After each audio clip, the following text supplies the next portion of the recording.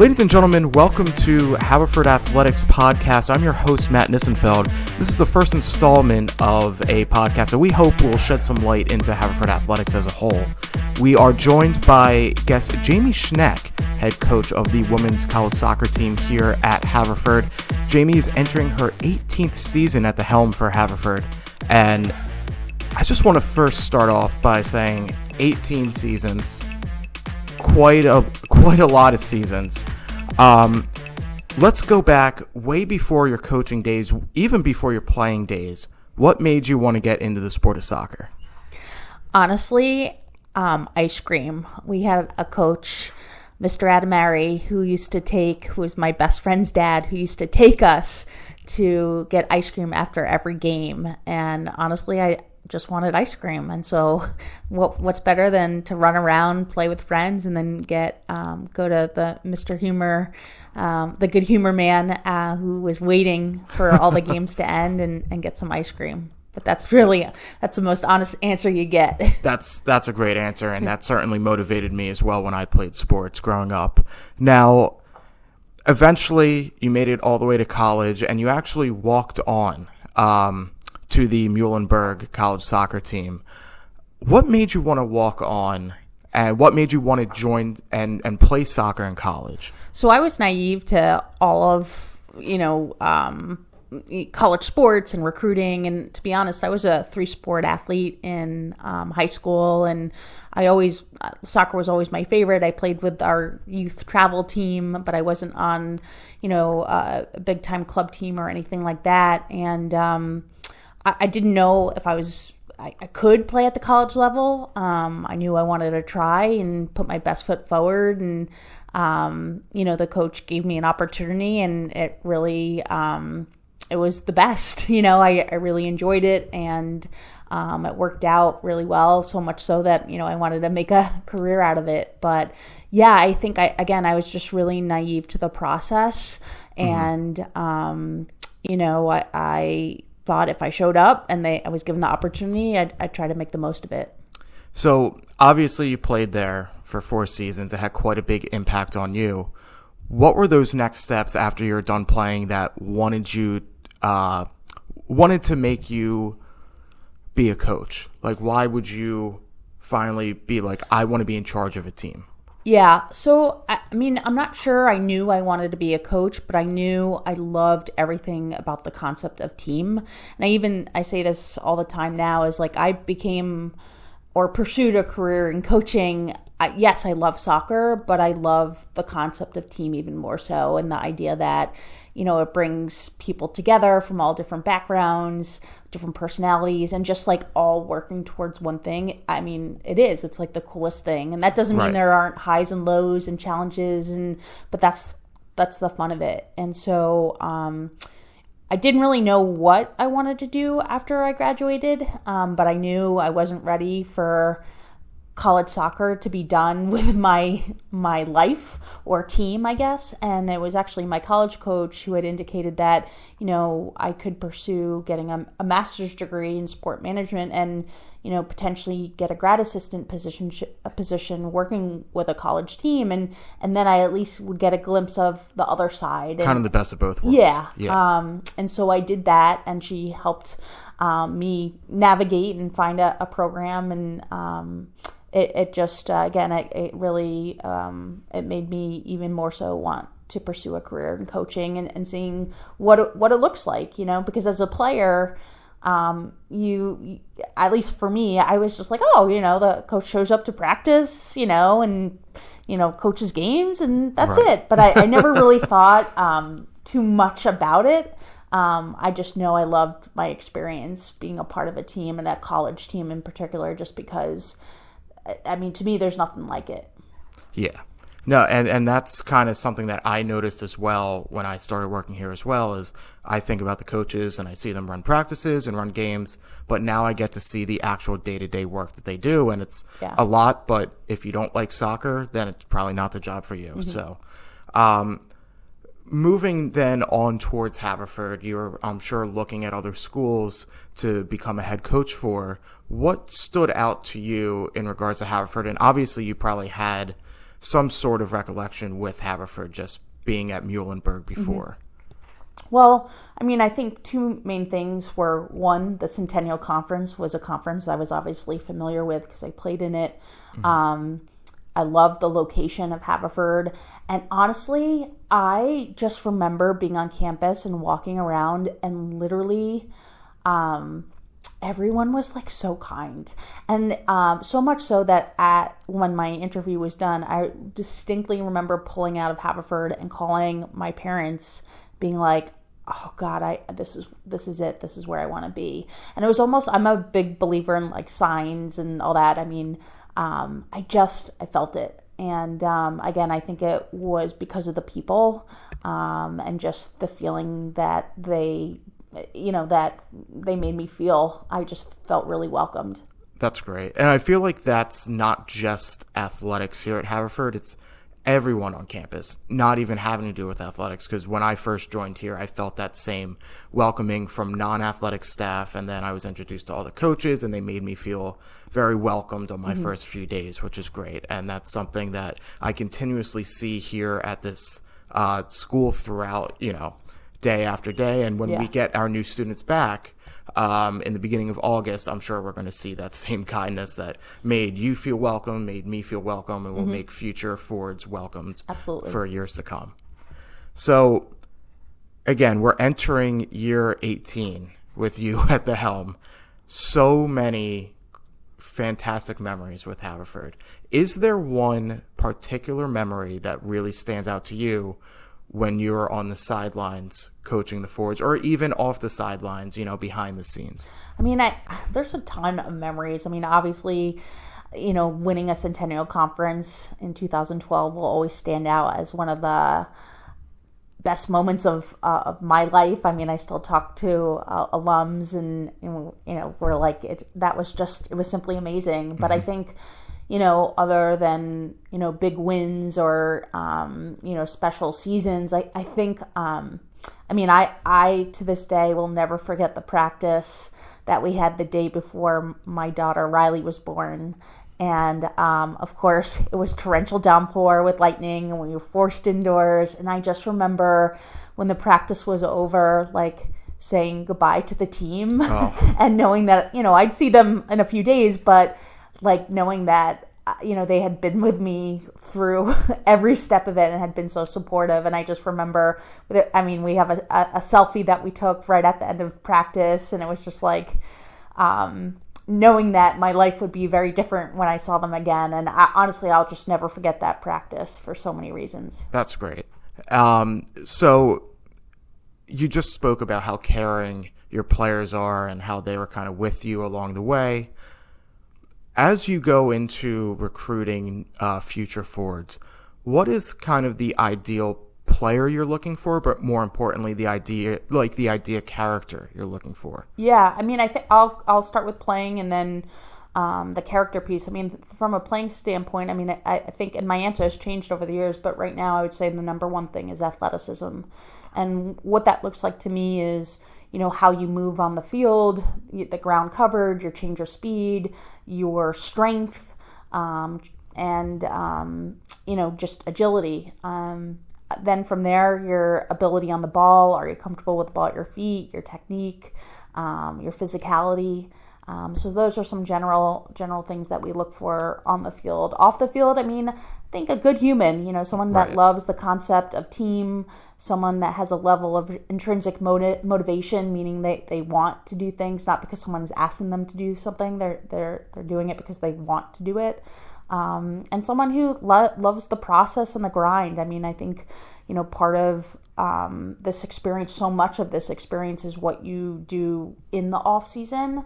And, obviously we train more than we play games. Our off season is longer than our season itself. So, we look for people who have that drive, who love, again, bringing out the best in others and the concept of team and just have a process-oriented mindset.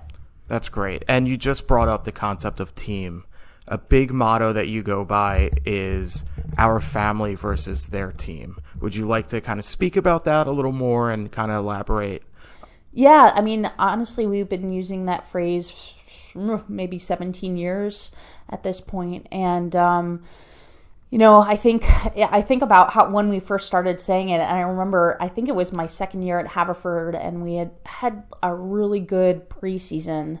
And I remember it was right before our first game, and I had heard this phrase somewhere else, but I was giving a pregame talk, and I remember being like, hey, no matter what happens, like, this is how I feel. It's our family versus their team. And from there, I just feel like it's stuck. And I think for us,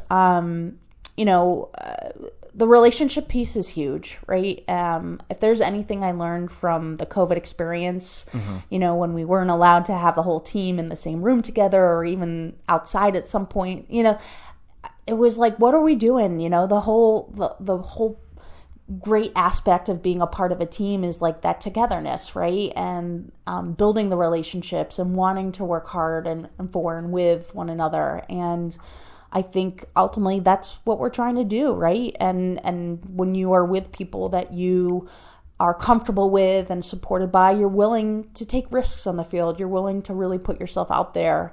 And, I think honestly, all that's where it comes from. And I think ultimately we try to create an environment where, it doesn't mean everyone's the same. It doesn't mean, conformity. It means like we're a family, and we will go through highs together. We will go through lows together, and, but we will stick together. And I think that's really, how we approach it. And for us, it's also like a year-round commitment. It's not like we have this preseason and we do, some team activities and then we're this magical family. No, in my mind, it's a year-round commitment for us, from doing, obviously, team activities during our preseason, but throughout the school year. Some that are, put on by our team. But I think the team culture is something that's ever changing, right? Because every year you graduate seniors and every year you bring in new first years. So the personality of your team is always changing, and you want to make sure that you keep up with it. Absolutely. So our family versus their team, that's kind of your motto. That's kind of Haverford women's soccer. I'd like to even say brand. Now, looking at Haverford women's soccer on the field, can you attest to kind of what Haverford women's soccer is branding-wise on the field? Like, when you watch a game, what are you going to expect to see from Haverford women's soccer? Well, here's what I hope you'll see. Here's what we're going for. Yes. I mean, I think defensively, a blue-collar team, a team hopefully that doesn't shy away from physicality, that's organized, knows where we're pressing, where we're forcing, where we're trying to win the ball. I think ultimately a team that just doesn't give up. From the offensive side of things. Listen, we're always going to try to move the ball around, attack from out of the back, have combo play and lots of movement on and off the ball. But I also think, and I actually heard another coach say this, and I really appreciated it, is at the end of the day, we're trying to win, right? And so ultimately, whatever style we choose to use, it's to find a way to get the ball in the back of the net and make sure that we don't concede goals. Right. That's a perfect answer. Now, getting to kind of know Jamie Schneck, not soccer related, even though this first question does have to do with soccer a little bit, and a few of them actually do. So I know that you love going on trips. However, you've also gone on trips with your team. Mm-hmm. Out of all the places you've gone with your team, what was your favorite trip? So I'm going to say Brazil. That was the first trip we took. And so I was maybe 26 or 27 years old. We brought 2 other staff members who were probably 25 years old. And I have never been so nervous in my life. But we got there and it was magic. And the team was awesome. We just had the best time. What were some of the activities you did? I mean, we went horseback riding. There was a game we played where they thought we were the U.S. national team, or they thought we were the U.S. national team, and there was security there. There were fireworks. I mean, that's wild. We stayed on the island where we had like a pet penguin that some of our players like carried around. Like it just was. My God. it was really cool. And, gosh, that was a really long time ago. So our alums are probably, if any alums are listening to this, they're probably thinking about that trip. But it was really unique and special. And for as stressed out as I was about it, it was fantastic. I mean, all our team trips have been super memorable, and I feel really fortunate that we've been able to travel to some pretty cool places, but I think the trip to Brazil stands out the most to me. I mean, I've only been here for so long, and I've seen other teams go on some trips, but what you just described just sounds like way cooler than what some of the other teams have done, even though they've gone to some cool places. Like, I feel like that experience of people mistaking you for the U.S. women's national team and fireworks and everything, that's a really cool memory. So, actually, Curran, the sports information director here at Haverford, told me that you're really into sports documentaries and docuseries on Netflix and everything. Is there one you're currently watching, or was there one you just most recently watched that you really liked? I'm trying to think. I just watched, I think it's called like Captains of the World, maybe. Oh, yeah, the World Cup documentary. Yes, I watched that, really liked it. I watched the Simone Biles documentary. I really enjoyed that.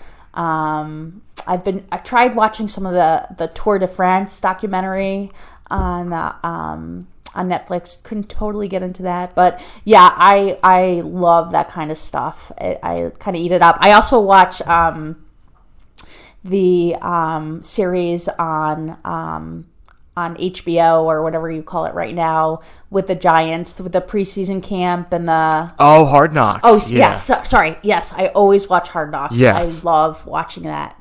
It's great, and I feel like especially as a coach, you can pick up on tips because they constantly show like coaches meetings and talking to their players. That's really cool. I love watching Hard Knocks. Yeah, I'm currently, I just finished it, Receivers, which is... Oh, I just watched that as well. Yes. Love that. So good. Yeah. And I thought, like, they had the quarterback one, but I just thought the Receivers one was better. I don't know why. Yeah. Maybe they featured more people, but I just thought that was overall I really better. like that as well, definitely. Yeah.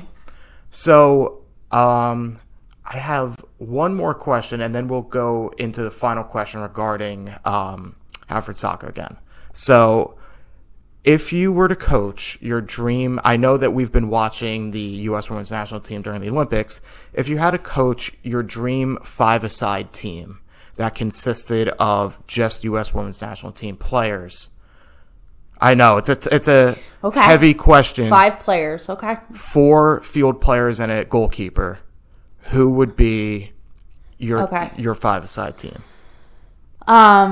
Goalkeeper, and go with Brianna Scurry.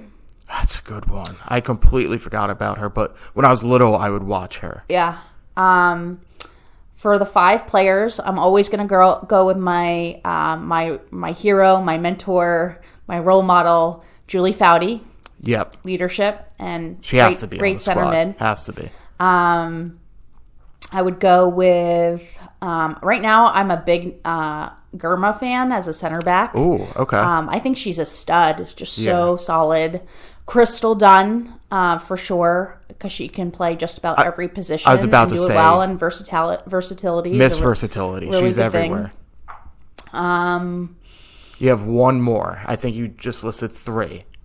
Okay. So no, I have 4. It was 4 plus a goalie. Okay, so you listed 3 field players, I believe, Germa, Dunn, and Foudy.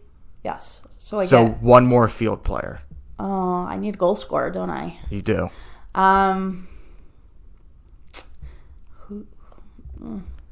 There's so many. I know. There's so many. I know. It's hard. This is hard. Oh man, you're putting me on the spot here. Maybe Abby Wambach. That's who I thought you would say. I remember you did a podcast a while ago with Haverford, and I remember you alluding to Abby Wambach in that podcast. Yeah. So, I mean, there's just so many. There's Alex Morgan and even Rapinoe. Like, yeah. It's Press, Wambach. Like, there's so many. It's really hard to choose. But I think the players you mentioned could go against the best of them at that point.